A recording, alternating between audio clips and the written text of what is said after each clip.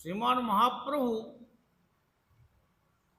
বহিরঙ্গ যারা ভক্ত, যারা অতটা উন্নত মার্গেতে যেতে পারেনি,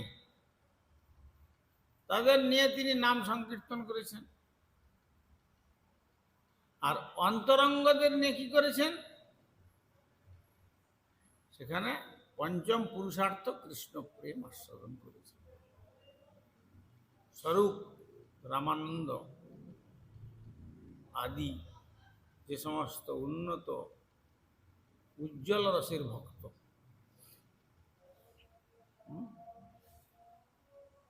সেই জন্য কেবল নাম সংকীর্তন বহিরঙ্গের। এই জন্য গুরু বৈষ্ণবের কৃপাটা একটা হয় বঞ্চনাত্মক, আর একটা হয় অনুগ্রহাত্মক। যে স্নিগ্ধ শিষ্য, ব্রুহি স্নিগ্ধস্য শিষ্যস্য, তাকে ভজনের অত্যন্ত গোপনীয় যে রহস্য, সে কথা তার কাছে গোপন করেন।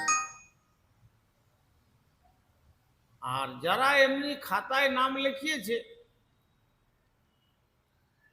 কিন্তু অতখানি আন্তরিকতা নাই, আনুগত্যর অভাব,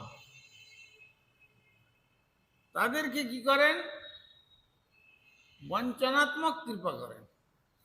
কৃপাটা হচ্ছে বঞ্চনাত্মক।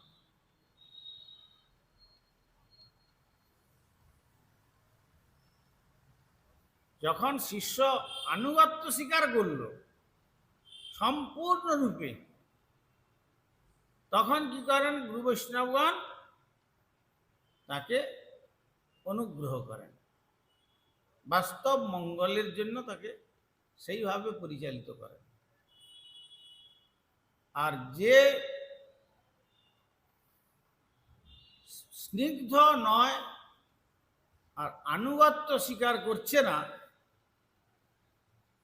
তাদের প্রতি বঞ্চনাত্মক কৃপাটা করে, তার দ্বারা সে বঞ্চিত হয়। কেন? তাকে বললেও সে শুনবে না।